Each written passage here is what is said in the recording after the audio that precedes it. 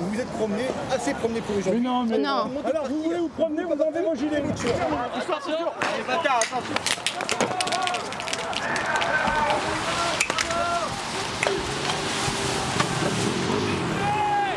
On lâchera rien du tout.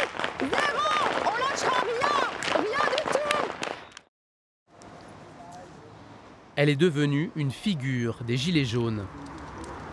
Bonjour. Comment ça va? Ça va et vous? Ça Depuis va, la ça dernière va. fois? Oh oui, impeccable. Ouais. Et vous? Bah ça va. Ouais. Ça va, ça va. En forme? Ouais, ça va. Alors c'est bien. On maintient? Ingrid Leva-Vasseur, 31 ans, aide-soignante, affiche son combat sur son dos depuis un mois.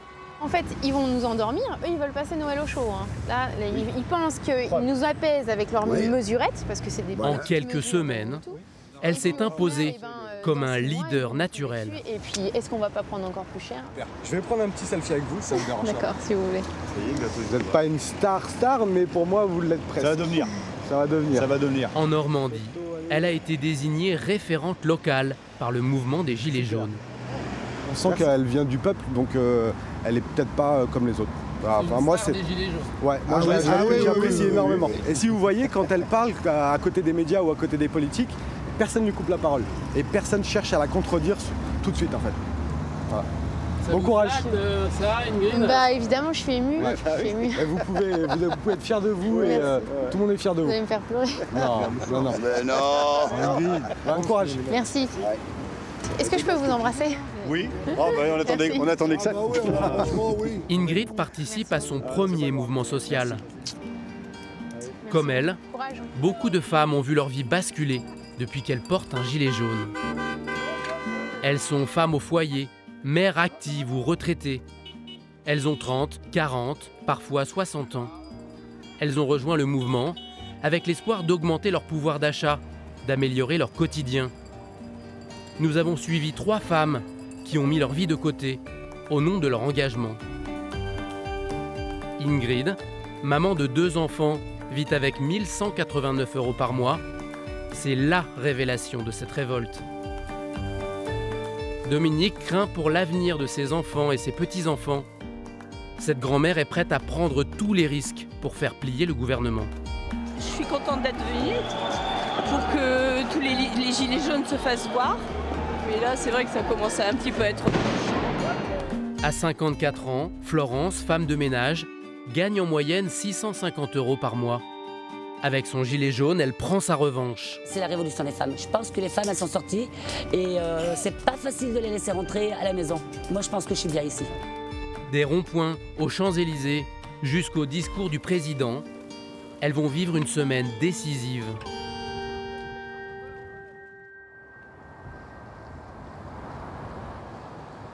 En Normandie, Ingrid Leva-Vasseur compte de nombreux admirateurs. Je pense que c'est des courriers de gilets jaunes. Voilà. Une interview donnée quelques jours auparavant a ému la France entière. Ouais. Elle y parlait de ses difficultés de maman isolée avec 2 enfants à charge.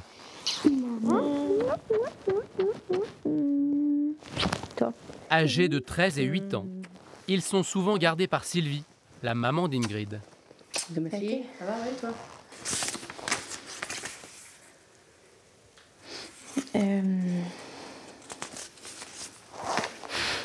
Les gens s'en foutent. Madame, j'ai été très touchée par votre témoignage concernant le Noël 2018 de vos enfants lors de l'émission sur la chaîne Info. Je me tiens à faire un geste, chèque 6 juin pour le Noël de vos enfants. Ne me remerciez pas, il n'y a pas de quoi. C'est à moi de vous remercier pour votre activité au sein des Gilets jaunes. Prenez bien soin de votre personne.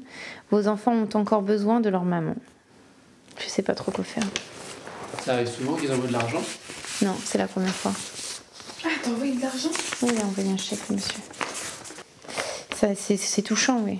Gênée, Ingrid n'encaissera pas ce chèque. Ce serait pourtant une bouffée d'oxygène. Avec son salaire de 1 189 € net, une fois les charges payées, il ne lui reste que 20 €, pas assez pour prendre soin d'elle.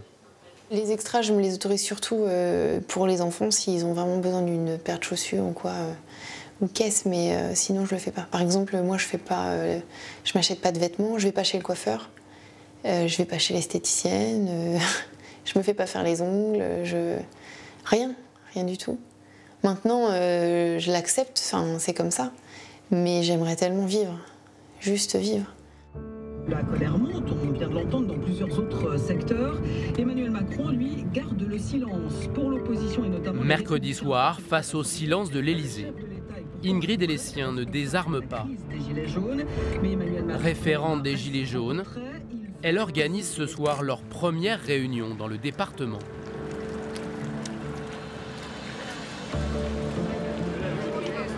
Mais déjà, les plus virulents débordent le mouvement et refusent notre présence. Ingrid est chahutée, mais elle a du caractère. Sur tous les réseaux sociaux, vas-y. Vous êtes porté en tant que porte-parole des Gilets. Non, c'est faux. C'est faux. C'est archi faux. C'est archi faux. Et à chaque fois que je suis passée sur un plateau ou quoi que ce soit, j'ai dit je suis citoyenne aux Gilets jaunes. Donc déjà, si tu regardais vraiment ce que je dis et ce que je fais, tu te serais intéressé un minimum et tu m'aurais pas dit ça. Je suis à votre écoute et j'ai la chance d'être médiatisée et je peux mettre en avant ce que vous ressentez ou ce que vous dites. Et moi, je retranscris. Point barre. Ok ? Ce soir, Ingrid impose sa légitimité. En fin de réunion, le calme revenu, nous sommes enfin acceptés. Alors Ingrid, on peut vous demander un peu quel bilan vous tirez de la soirée. Éprouvant. Fatigant. On essaie de canaliser toute cette colère. Maintenant, il va falloir faire le point sur tout ce qui a été dit et ce qu'il va falloir redire. Ingrid a tout noté dans un cahier de doléances. Le train de vie des présidents, la vaisselle de l'Élysée, la moquette de l'Élysée. Est-ce que ça, à un moment donné, c'est pas possible de cesser tout ça, toutes ces dépenses inutiles? Voilà. On pourrait aussi, nous, faire notre parti apolitique des Gilets jaunes. Pourquoi pas? Pourquoi est-ce qu'on pourrait pas, nous, se représenter en tant que tel et aller présenter notre programme à nous? En attendant de représenter peut-être un jour les Gilets jaunes à l'Assemblée, Ingrid devra se faire leur messagère. Elle a rendez-vous le lendemain à Paris avec un des membres du gouvernement. Siéger comme députée, Florence n'y songe même pas.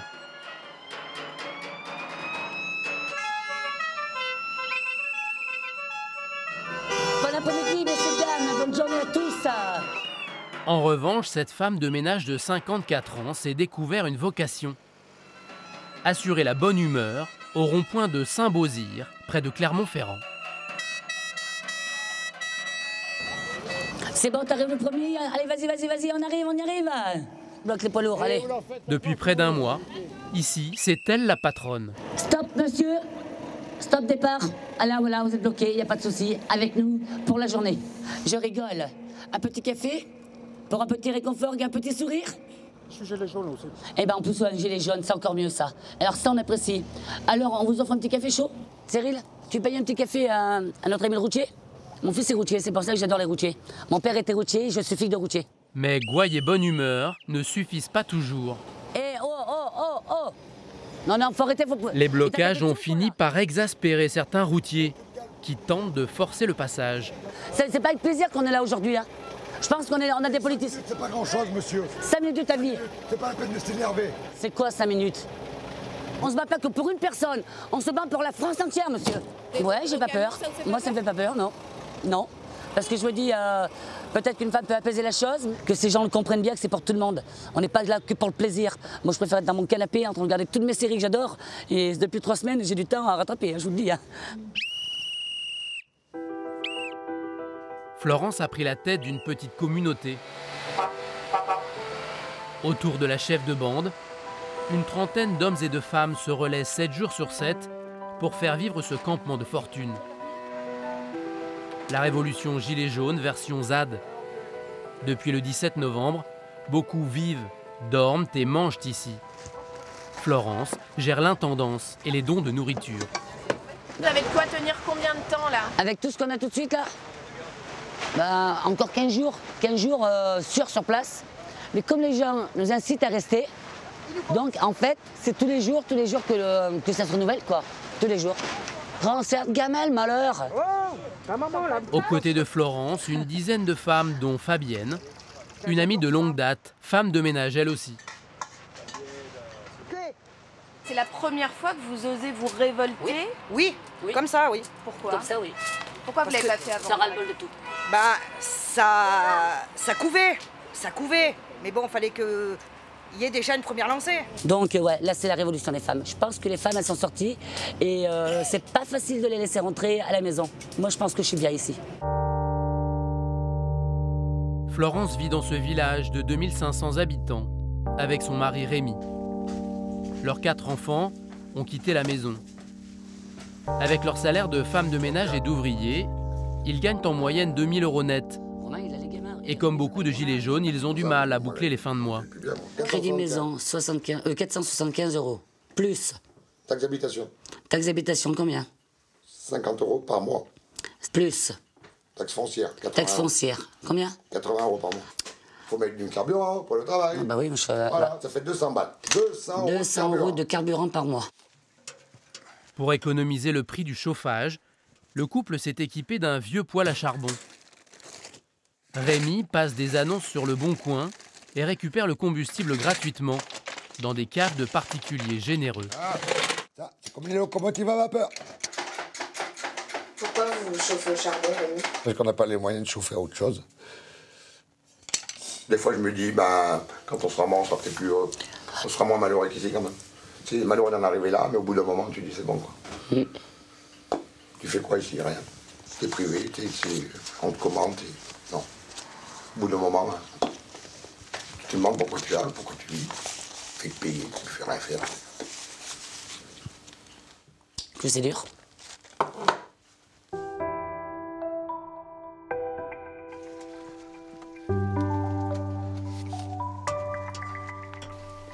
Se battre, c'était conjurer ce désespoir social. Mais Florence est usée par un métier physiquement difficile, des horaires flexibles et un salaire moyen de 650 € net. Je vais faire les vestiaires du personnel, où est conçu des douches, des WC, des couloirs de circulation, donc qui me prend beaucoup de temps. C'est quoi le job que vous rêviez de faire? Oh, j'ai plus de rêve à mon âge. À mon âge, moi, j'ai plus de rêve.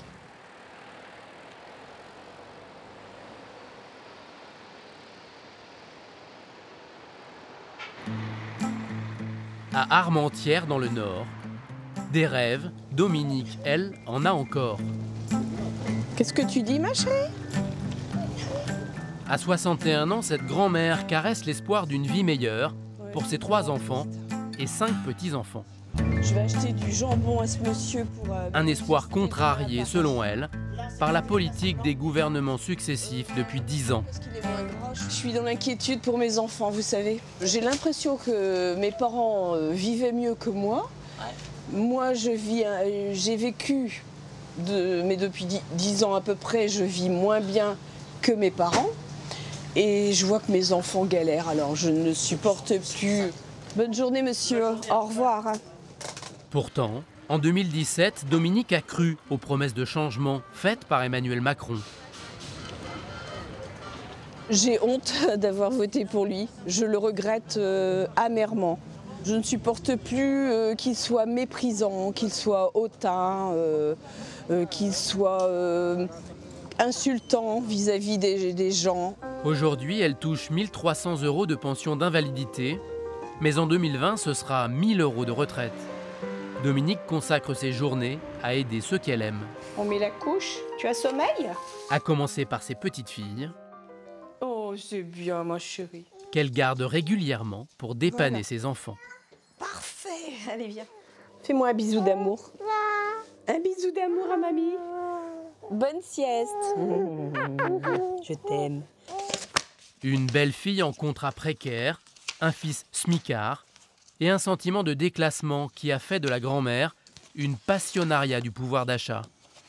Dans ses habits de gilet jaune, Dominique a même eu droit aux honneurs de la presse locale.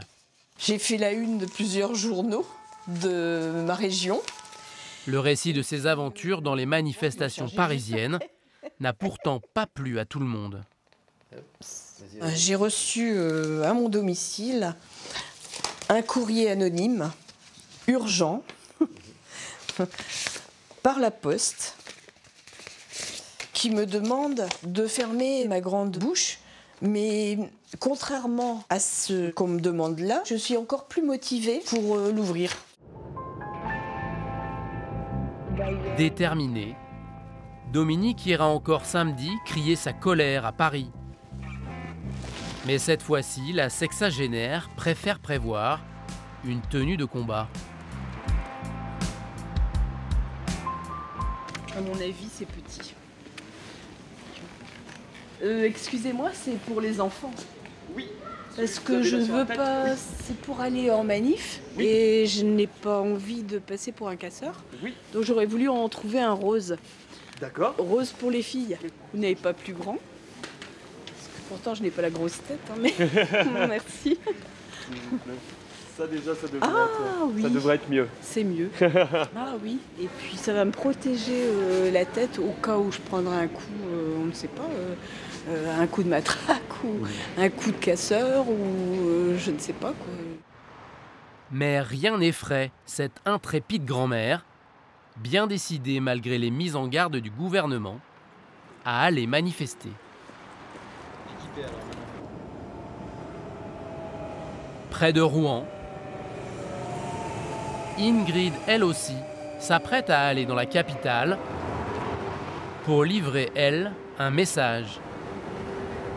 Marlène Schiappa, secrétaire d'État à l'égalité homme-femme, a demandé à la rencontrer. Je suis stressée. C'est quelque chose d'inhabituel, on m'a conseillé de ne pas y aller. J'ai pas non plus ébruité la chose. De peur des représailles, des menaces. Ces derniers jours, les quelques porte-paroles qui ont tenté de sortir le conflit de l'impasse ont été menacés de mort. Ingrid sait ce qu'elle risque. Mais elle tient à porter ses revendications sur le sujet qui lui tient le plus à cœur, le pouvoir d'achat.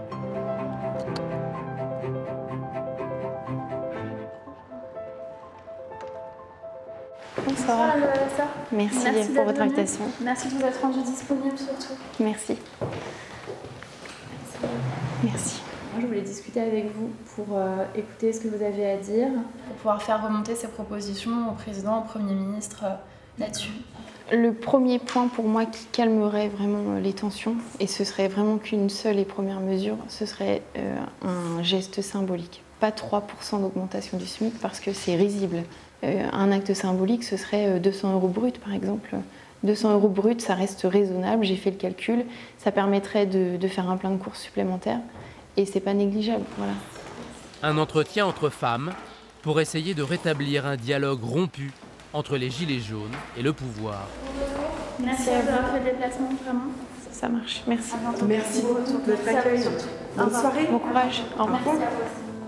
Mais les gilets jaunes restent bien décidés à faire une démonstration de force samedi. C'est ce que va répéter Ingrid sur les plateaux de télévision. Vous vous définissez comment? Une porte-parole, passeuse? Je me définis comme un messager. Pour moi, il est Une messagère étonnamment à l'aise dans l'exercice. Pourtant, rien ne l'a prédestinée à tenir ce rôle. Une enfance avec sa mère dans un foyer pour femmes battues. Un boulot de serveuse à 16 ans. Le combat d'Ingrid, c'est aussi celui de la revanche des femmes. Oui, maman. Ça va et toi? T'as bien aimé? D'accord. Ouais, moi aussi, je t'embrasse. Bon courage pour le travail. Merci, maman. Merci beaucoup. Bisous. J'ai ému ma maman. Elle a eu la vie difficile et je pense que le fait que je me batte aussi pour cette cause, ça lui tient à cœur et voilà.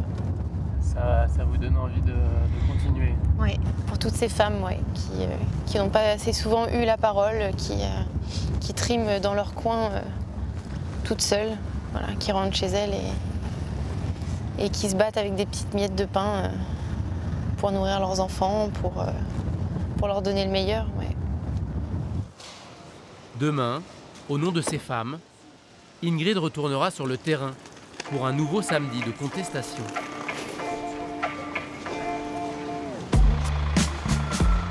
Au petit matin, à Lille, Bonjour. Comment tu vas? Ça va. Dominique part pour la 3e fois manifester à Paris. Il y a de la place pour moi. Ouais, elle est contente cette dame? Bah oui, moi je suis contente d'aller casser du flic. Non, je plaisante. Dominique préfère en rire. Pourtant, le face-à-face des manifestants avec les forces de l'ordre s'annonce violent. Ah oui, du sérum. Moi j'en ai. C'est du sérum physiologique pour mettre dans les yeux quand on se fait bombarder de gaz lacrymogène. J'ai un masque, mais bon, c'est léger. Hein. À chaque péage, le bus est contrôlé par la gendarmerie qui traque les militants interdits de manifestation. Tu veux ta pièce d'identité? Allez, au revoir. Il est 11h et à Paris, la situation commence à se tendre dans le quartier des Champs-Élysées. L'autre nouveauté, c'est la présence de véhicules blindés. C'est sûr qu'il y a des risques, hein, mais de toute façon, je pense qu'on n'a plus rien à perdre. Bonjour Paris! On rêvait de venir à Paris. La capitale est en état de siège, barrages filtrants et fouilles ultra serrées. Merci monsieur. On prend votre casque madame. Un matériel de protection, ça peut être pour des casseurs. Non, mais vous pouvez fouiller nos sacs monsieur, on n'est pas des casseurs. Les pavés sont sur la route, ils ne sont pas dans vos sacs. C'est de plus en plus strict, hein. Ça m'est jamais arrivé de me faire fouiller comme ça. C'est vache quand même. Sans son casque, Dominique se rapproche quand même du cœur de la manifestation. Et bonjour. Qu'est-ce qui s'est passé? Un éclat de grenade. Il faut aller dans quel coin pour pas se faire encercler? Alors rester derrière, c'est plutôt chaud vers l'arc. Emmanuel Macron, en tête de con, on vient te chercher chez toi. Castaner, écoute ton peuple. Dis au président qu'on a besoin d'argent. 15h30, les groupes les plus radicaux défient les forces de l'ordre. J'ai envie d'aller voir ce qui se passe. Ça a l'air d'être chaud. Grisé par les événements, entre excitation et curiosité, Dominique se retrouve en pleine guérilla urbaine. Oh là là, ça vient partout. Là, ça court aussi, c'est dangereux. C'est dangereux. Dominique décide finalement de partir, mais elle a la sensation d'avoir rempli son devoir de gilet jaune. Je suis contente d'être venue pour que tous les gilets jaunes se fassent voir. Mais là, c'est vrai que ça commence à un petit peu être... Donc je préfère partir, mais j'espère que M. Macron va comprendre le message. C'est grave quand même. J'espère qu'il va nous entendre, M. Macron.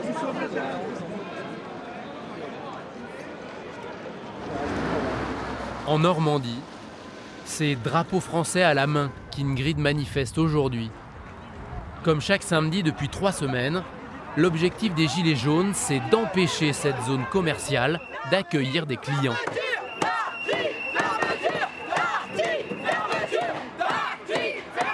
Comme d'habitude, Ingrid est à la tête de la contestation.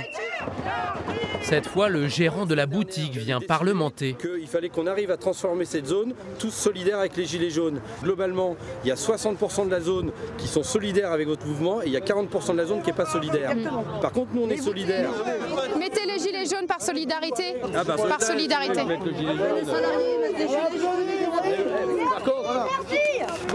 Restez ouverts. Restez ouverts. Mais vous, solidarité, on veut qu'il y ait des Gilets jaunes dans le magasin et sur la vitrine.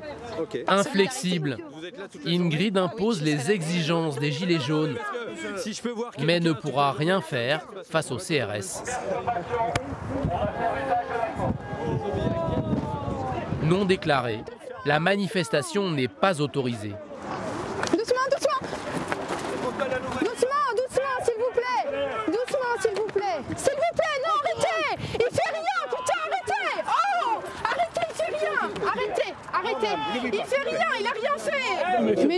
se promener, on fait que se promener dans la galerie, même pas dans la galerie, on est à l'extérieur. Vous vous êtes promené, assez promené pour aujourd'hui. Non. Alors vous voulez vous promener, vous enlevez vos gilets. Allez, bâtard, attention.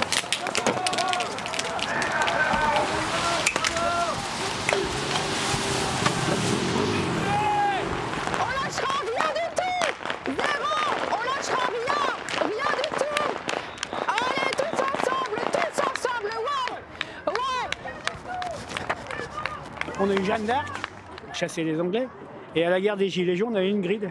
Et des Ingrid, il y en a des milliers. Et donc, ils ne nous auront pas. Parce qu'elles aident beaucoup les filles. Beaucoup. Énormément. C'est vrai, hein. On est déterminés dans notre souffrance. Et c'est pour ça qu'on lâchera rien. Il y a quelqu'un au sol, il y a quelqu'un au sol, il y a quelqu'un au sol. Il y a quelqu'un au sol. Qu'est-ce qui se passe? L'un des manifestants a été blessé par un projectile. Ingrid retrouve ses réflexes d'aide-soignante. C'est pas grave, s'il vous plaît, pas d'émeute, rien du tout. Sortez s'il vous plaît, je vais prendre soin de lui. Bon. Ah, super. Il faut au moins une dizaine de points de suture. Vous avez tout, sinon il y a la sécurité incendie qui veut bien s'en occuper. Qui est... Ça y est, c'est bon. Non, c'est bon. L'antenne mobile. Clairement, là, ça décuple encore plus ma colère. Je suis dégoûtée, mais dégoûtée de... Là, ils ont réussi à m'écœurer et à me faire prendre conscience à quel point on n'a pas de liberté d'expression, à quel point on est opprimé et à quel point c'est dégueulasse. C'est pas grave. C'est pas une plaie grave en soi, d'accord? Il y a quelques points à faire, ok? Allez, lâche rien, d'accord? On est tous ensemble, madame, je vous assure, on est tous ensemble, ok? On lâche pas. Non, faut pas lâcher. Comme dans de nombreuses villes de France, la confrontation avec les forces de l'ordre durera toute l'après-midi. Lundi soir, après des semaines de silence, Emmanuel Macron prend enfin la parole. Bonsoir, merci d'être avec nous. Bienvenue dans cette édition spéciale. Pour Florence et ses compagnons du rond-point, c'est l'heure de vérité. Emmanuel Macron doit prendre la parole depuis l'Élysée dans quelques minutes. Françaises, Français. Les événements de ces dernières semaines dans l'Hexagone et Outre-mer ont profondément troublé la nation. Je sais aussi qu'il m'est arrivé de blesser certains d'entre vous. Bien sûr. La majorité d'entre nous.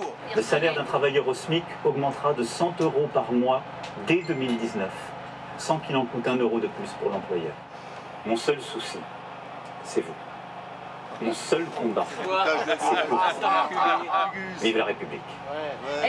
Vive la France. Et les taxes. Ils se foutent de notre gueule. La déception de Florence est immense. Les salaires de 600 € comme moi actuellement, qu'est-ce que j'ai gagné? Bah, rien du tout, encore une fois. Allez, je les ramasse. Hop. À l'issue du discours, tous votent pour décider de poursuivre ou d'arrêter la lutte. Oui. Non. La banque ouverte. Donc le résultat, il l'a fait, donc c'est... Oui. À 27 voix contre une, le mouvement est reconduit.